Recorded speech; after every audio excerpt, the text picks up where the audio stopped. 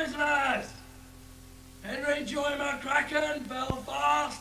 Joe. The brothers Shears, Cork. Henry. Joe. John. Answer. James Nabatandi, Dublin. Joe. Michael Dwyer, Wicklow. Joe. Thomas Russell, Cork. Thomas Russell, Cork. Answer. Jails are made of bricks and passion, broken dreams and ribald men. Dublin's own Kilmainham prison, the likes we'll never see again.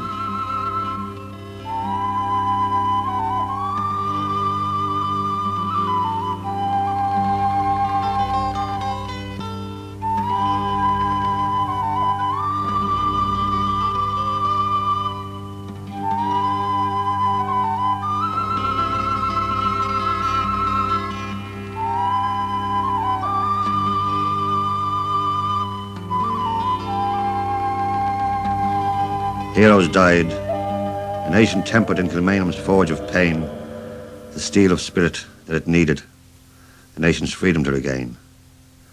Ah, grey Kilmainham, Dublin knows you. Grey reminder of the trade that took our precious martyrs' blood in a Celtic maid charade. A charade, the poet says, and maybe he was right. Over the main gate of Kilmainham Jail, there is a device in bronze depicting the demons of crime imprisoned by the chains of law and justice. And this must certainly afford a visitor some ironic amusement in pondering whether those who commissioned the design listed among their crimes the virtue of patriotism. Some of the patriots of the ill-fated rebellion of 1798 followed in the footsteps of Henry Joy McCracken to be prisoners in the cells of Kilmainham. Many were tortured, some left to be publicly hanged, and all heroically endured the punishment meted out to them, as well as to others in succeeding years, contributing to a catalogue of shame for the forces of the Crown. As the sun was setting o'er the bright mid-meadows of Shelby, a rebel hand set the heather blazing and brought the neighbours from far and near. Then Father Murphy from old Kilcormac spurred off the rock with a warm cry.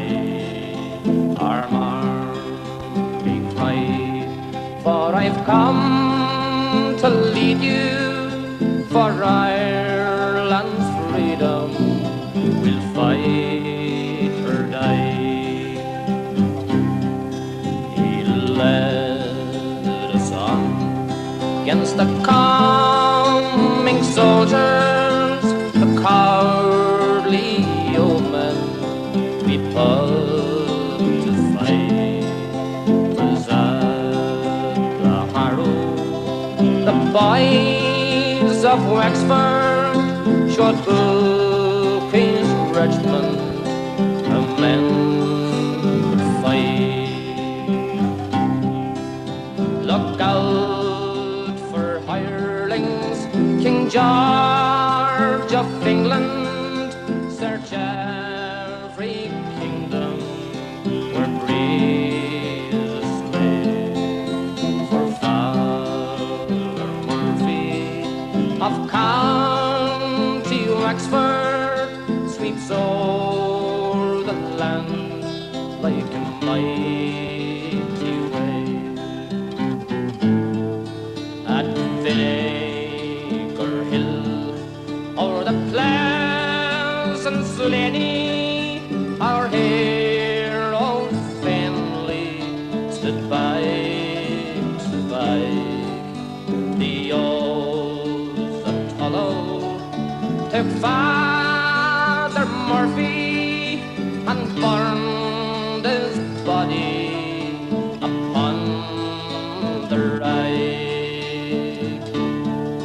God grant yet glory, brave Father Murphy, and open heaven to all your men. The cause that call you may call tomorrow in another fight for the green again. As the new century was heralded in, Kilmainham was to continue its reign of infamy. Ireland had been called a nation of slaves. In the wake of the 1798 disastrous rising, a malaise of despondency hung over the country. It fell to Robert Emmet to lift this mantle of shame by a glorious but fatal insurrection against England's tyrannical rule in 1803. This Protestant son of a Dublin doctor captured the mind and heart of every lover of national freedom when he declared his final wishes from the dock in an epic speech. Delivered from Kilmainham Jail in chains, he was hanged and beheaded in Thomas Street in September 1803. The struggle was over, the boys were defeated. Old Ireland surrounded with sadness and gloom. We were defeated and shamefully treated, and I, Robert Emmet, awaiting my doom. Undrawn and quartered, sure that was my sentence, but soon I will show them no coward am I. My crime was a love of a land I was born in. For a hero I've lived, and a hero I'll die. Bold Robert Emmet, the darling of Erin. Bold Robert Emmet, he'll die with a smile. Farewell, companions, both loyal and daring. Should I lay down my life for the Emerald Isle? A barge lay at anchor, awaiting to take me over the billows to a land of the free. But I must see my sweetheart, for I know she'll cheer me, and with her I will sail far over the sea. But I was arrested and cast into prison, tried as a traitor, a rebel, a spy. But no one can call me a knave or a coward, for a hero I've lived, and a hero I'll die. Bold Robert Emmet, the darling of Erin. Bold Robert Emmet, he'll die with a smile. Farewell, companions, both lie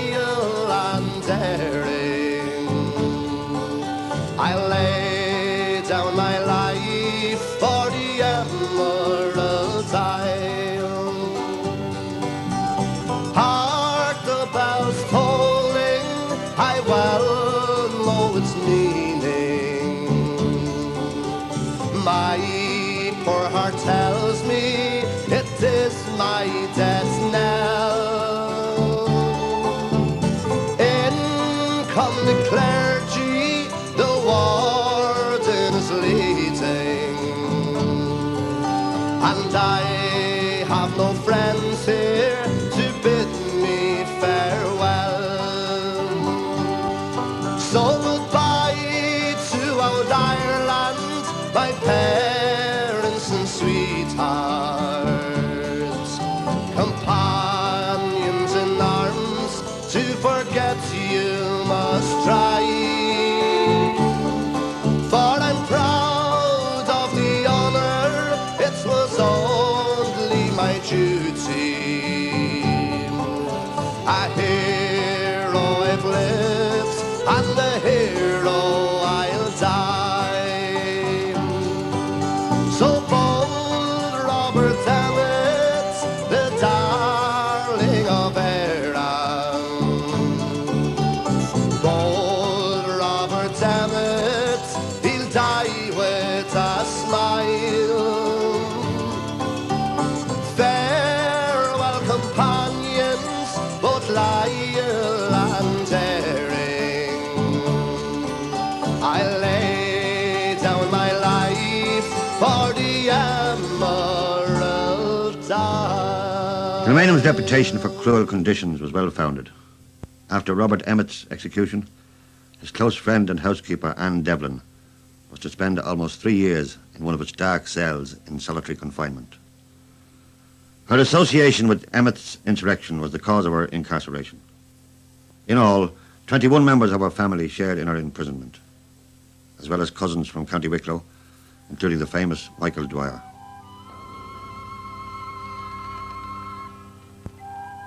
Anne Devlin's spirit was never broken by the bribes, bayoneting, half-hanging, bullying, or brutal indecencies she suffered. Never once did she deny Ireland's cause or forsake her pride in Emmet's personal sacrifice for Ireland's freedom. She is a genuine heroine in Ireland's history. Released from Kilmainham in 1806, she looked, at 26 years of age, to be an old woman. Anne Devlin's courageous spirit still haunts the cell in Kilmainham, which now bears her name. All who visit the fortress jail will never forget her story. One of the most deplorable events in Irish history, that she died from starvation in absolute destitution in 1851. Black Kilmainham, Dr. Trevor, poor Anne Devlin, never, never. Black Kilmainham, Robert Emmet, hangman's habit, who will hem it?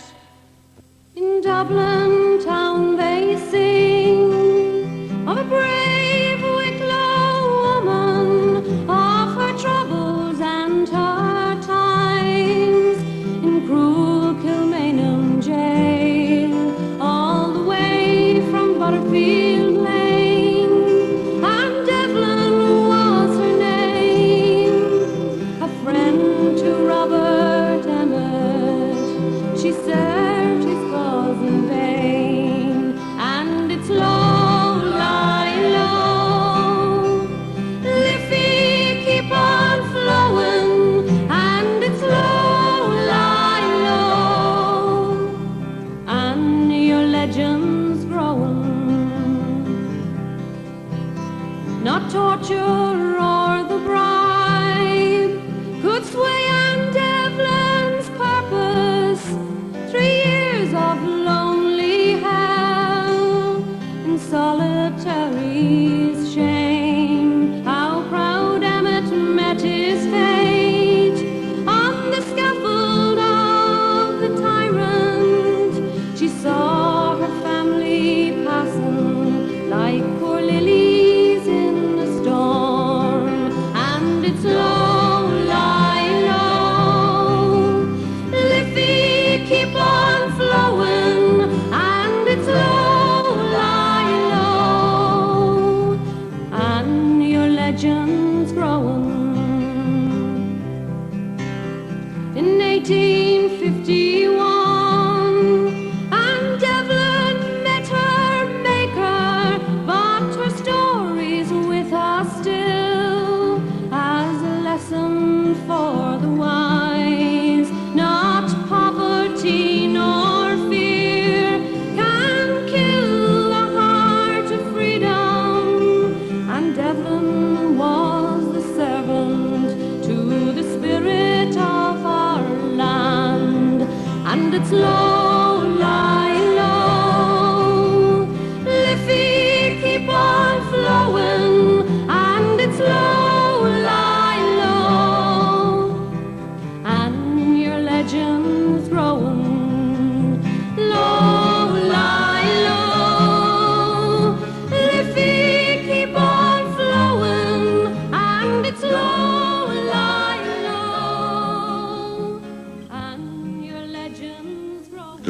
glory o to the bold Fenian men.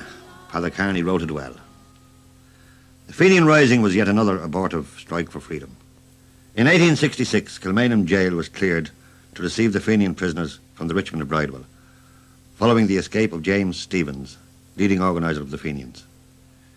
Kilmainham received these dreaded rebels with trepidation and introduced new special precautions, as well as new locks. By 1867, O'Donovan Rossa, John O'Leary, Charles Kickham, and many others were imprisoned there. For a period, only political prisoners were admitted. Although the jail was extended by the addition of a central hall and over 100 cells, there was no insufficiency of prisoners. The nefarious reputation of Kilmainham went on increasing, and its victims became a litany of the champions of patriotism. Oh, see who comes over the red blossomed heather, their green banners kissing the pure mountain air. Heads erect, iced up front, stepping proudly together. Sure freedom sits throned on each proud spirit there. Down the hill twining, their blessed still shining, like rivers of beauty that flow from each glen. From mountain and valley, 'tis liberty's rally, out and make way for the bold Fenian men. We've men from the north, from the Shure and the Shannon. Let tyrants come forth, we'll bring force against force. Our pen is the sword and our voice is the cannon. Rifle for rifle and horse against horse. We've made the false Saxon yield many a red battlefield. God on our side, we will triumph again. Pay them back, woe for woe, give them back, blow for blow. Out and make way for the bold Fenian man.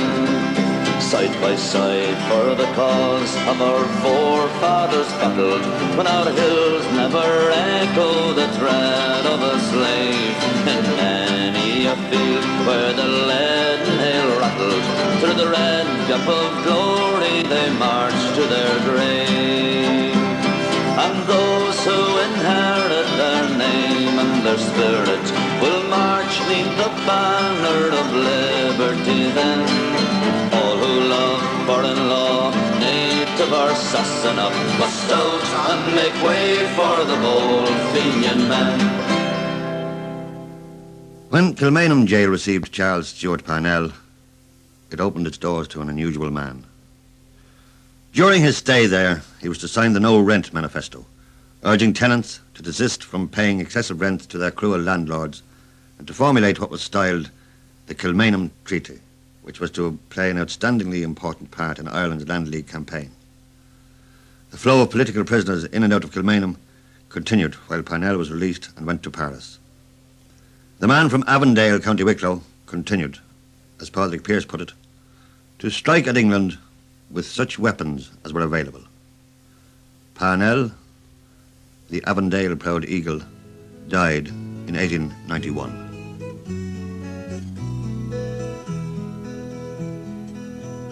Oh, have you been to Avondale and lingered in its lovely vale, where tall trees whisper low the tale of Avondale's proud eagle, where pride and ancient glory fail?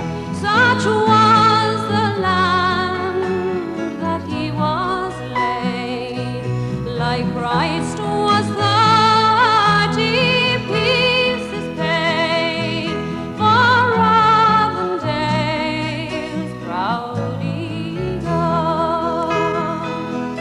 Oh, have you been to Avondale and lingered in its lovely vale, where tall trees whisper low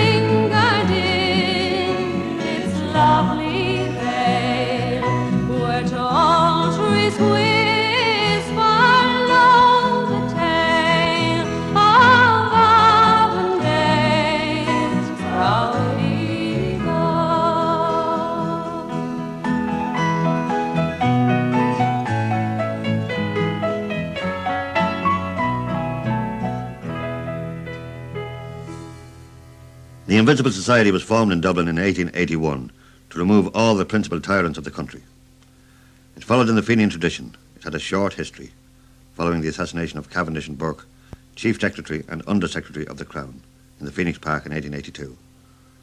There's a special area in Kilmainham Jail called the Invincible's Yard, where 5 men, namely Brady, Curley, Fagan, Caffrey and Kelly, were hanged and buried in the ground beneath the gallows.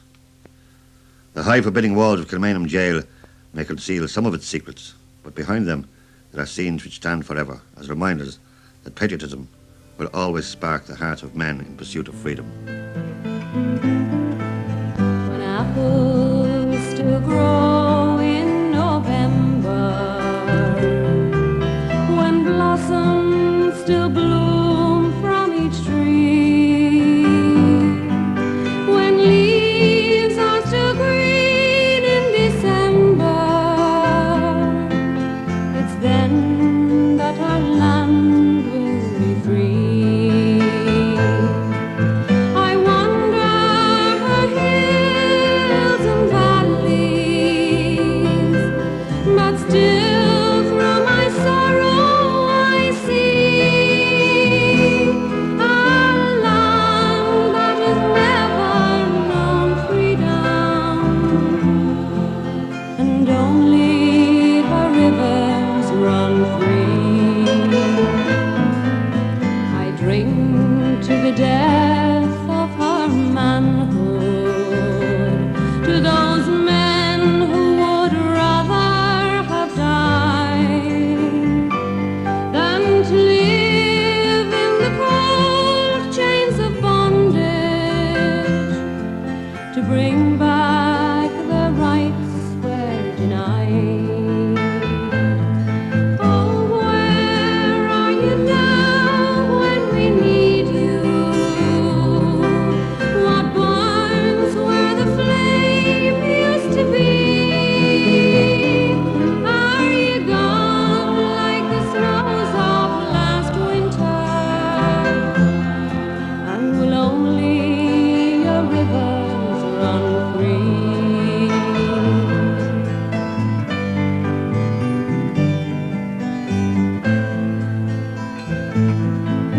How sweet is life, but we're crying. How mellow the wine, but we're dry.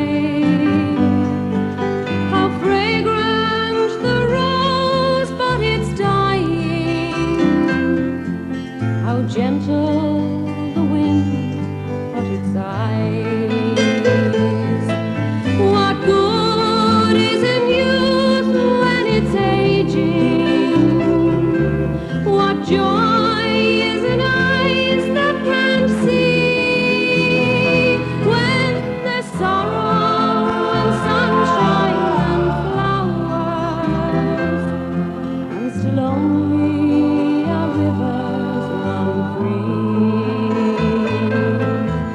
Only our rivers run free.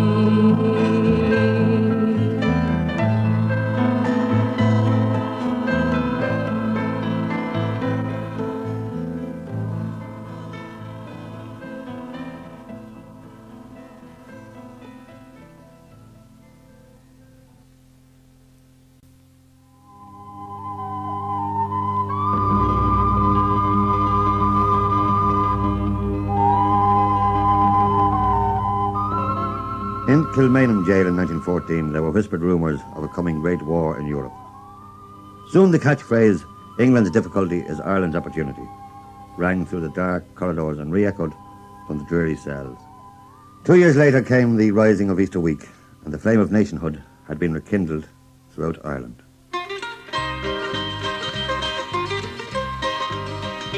As down that glen one Easter morn to a city fair rode I, their armoured lines of marching men in squadrons passed me by. No pipe did hum nor battle drum did sound its dread tattoo.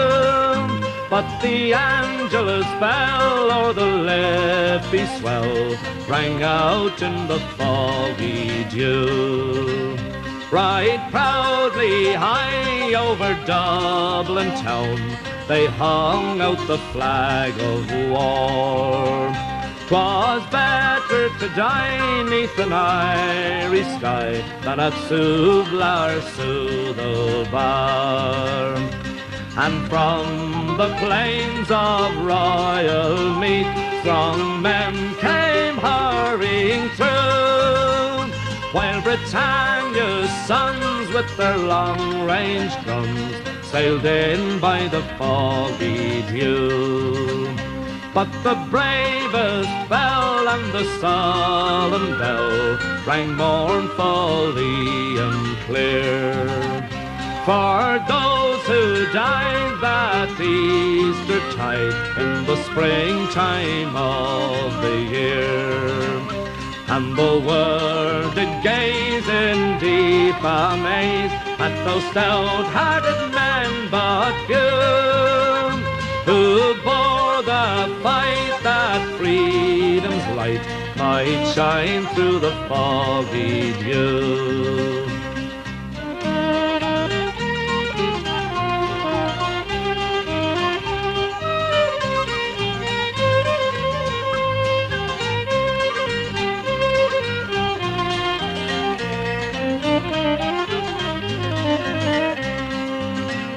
'Twas England bade our wild geese go, that small nations might be free. But their lonely graves are by Soubla's wave on the fringe of the grey North Sea. Oh, have they died by Pearse's side, or fought with Calbrew? Their names we would keep where the Fenians sleep, neath the shroud of the foggy dew. Back to the glen I rode again, my heart with grief was sore, for I parted with those valiant men I never would see no more. And to and fro in my dreams I'll go, and I'll kneel and pray for you.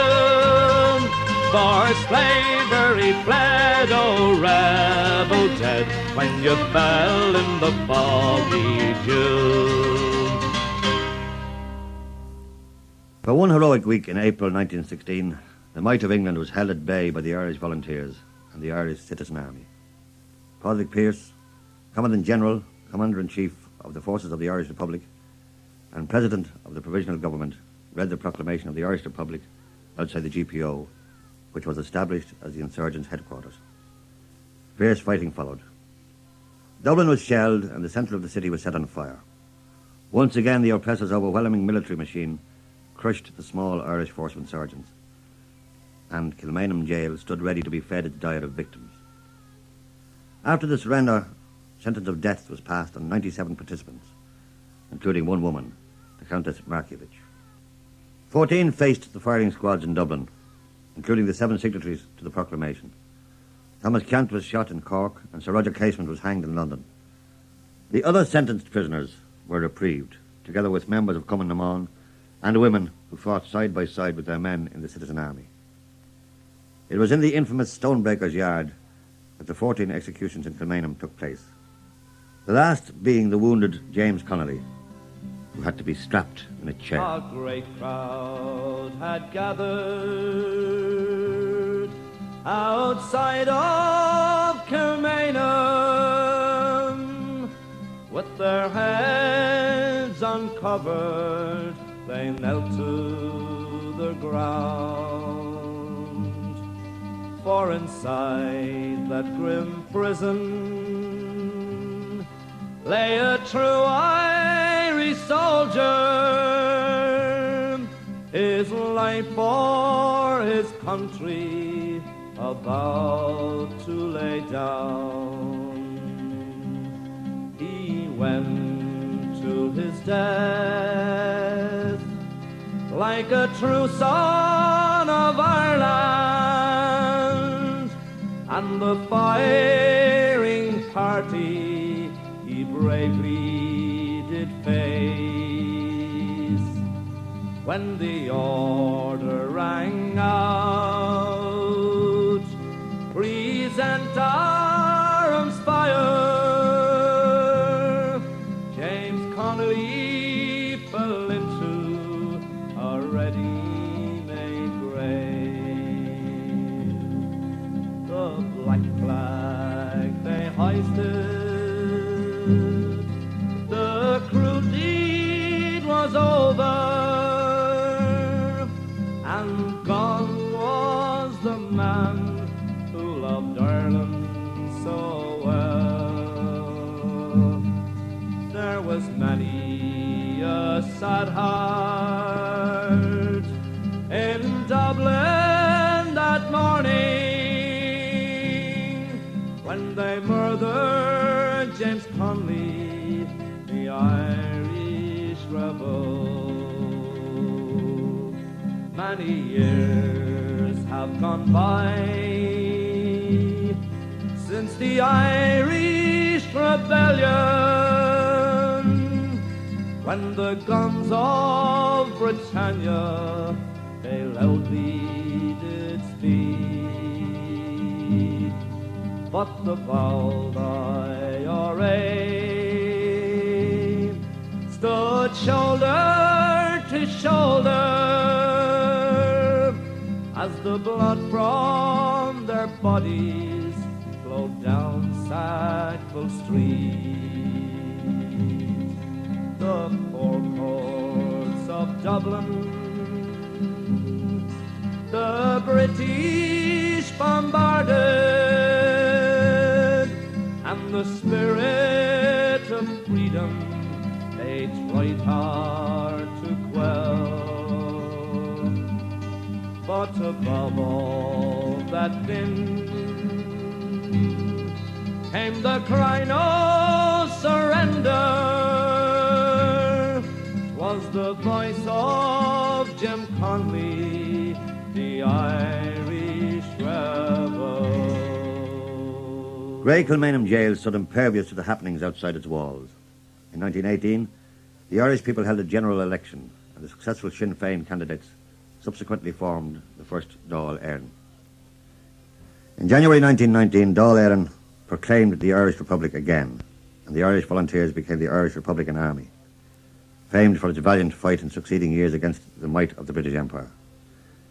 Kilmainham Jail was taxed to its capacity to house the numerous Republican prisoners. In the years 1920 and 21, the English government released on Ireland the curse of a horde of ruthless mercenaries wearing black trousers and caps with khaki jackets, to be nicknamed the Black and Tans. I was born in a Dublin street where the royal drums do beat, and the loving English feet they tramped all over us. And each and every night when me father'd come home tight, he'd invite the neighbours outside with this chorus. Oh, come out, you black and tans, come out and fight me like a man. Show your wife how you won medals down in Flanders. Tell them how the IRA made you run like hell away from the green and lovely lanes in Killashandra. Come, let me hear you tell how you slammed the brave Parnell when you thought him well and truly persecuted. Where are the sneers and jeers that you bravely let us hear when our heroes of 16 were executed? Ah, come out, you black and tans, come out and fight me like a man. Show your wife how you won medals down in Flanders. Tell them how the IRA made you run like hell away from the green and lovely lanes in Killashandra. Come tell us how you slew them poor Arabs 2 by 2. Like the Zulus they had spears and bows and arrows. How you bravely faced each one with your 16-pounder gun, and you frightened them poor natives to their marrow. Ah, come out, you black and tans, come out and fight me like a man. Show your wife how you won medals down in Flanders. Tell them how the IRA made you run like hell away from the green and lovely lanes in Killishandra. The day is coming fast and the time is here at last, when each yawning will be cast aside before us. And if there be a need, sure my kids will sing Godspeed with a verse or two of Stephen Bean's chorus. Ah, come out, you black and tans, come out and fight me like a man. Show your wife how you won medals down in Flanders. Tell them how the IRA made you run like hell away from the green and lovely lanes in Killishandra.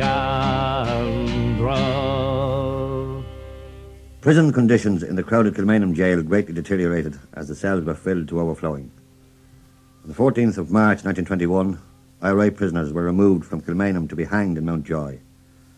They were Thomas Whelan, Patrick Moran, Thomas Bryan, Patrick Doyle, Frank Flood and Bernard Ryan.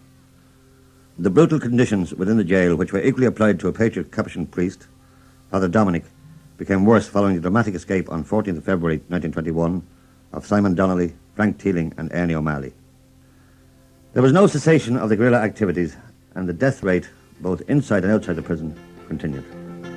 I had a true love if ever a girl had one. I had a true love, a brave lad was he. One fine Easter Monday with his gallant comrades, he started away for to make Ireland free. For all around my hat they wear a tricoloured ribbon, oh, all around my hat until death comes to me. And if anybody's asking me why do I wear, it's all for my own true love I never more will see.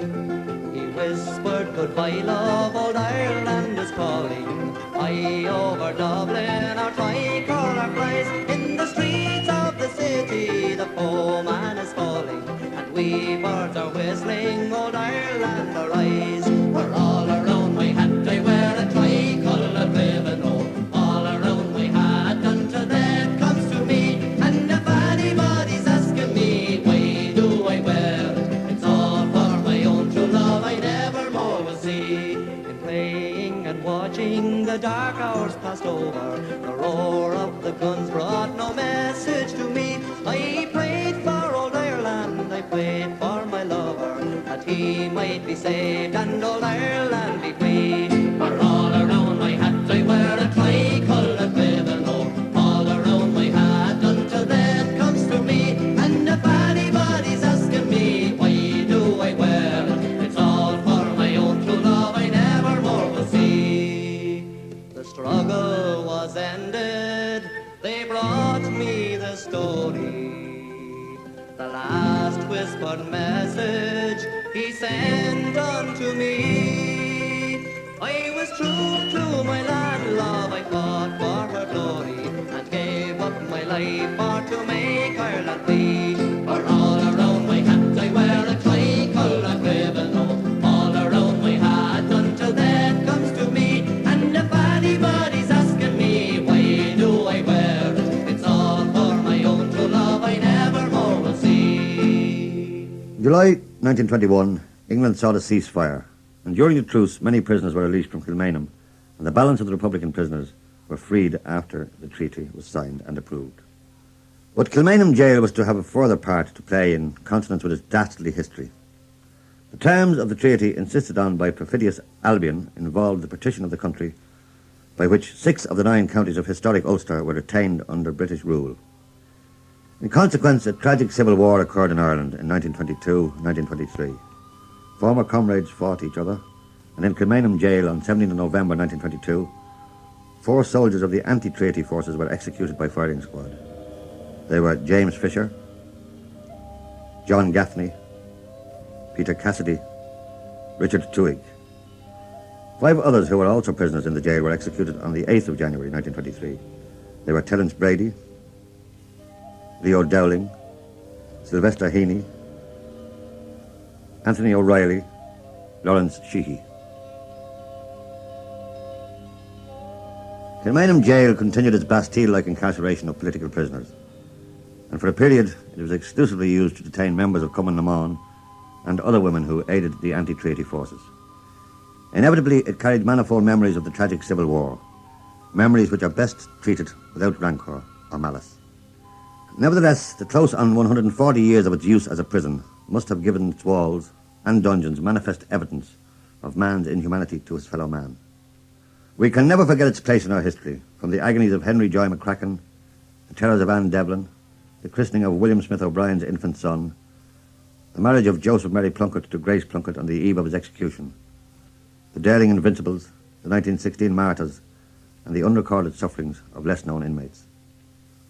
From all these we have lessons of history to learn, ideals to espouse, and principles of patriotism to uphold. The last prisoner to be released from Kilmainham Jail on the 16th of July 1924 was Eamon de Valera, later to become President of the Republic of Ireland. By acquiring a knowledge of the story of Kilmainham Jail, and by our appreciation of the lessons taught by the sacrifices and sufferings of the patriots held within its walls, we can become attuned to the age-old fight for Ireland's freedom, and play a part in furthering the aims and ideals of our long dead, but not forgotten, patriots and heroes.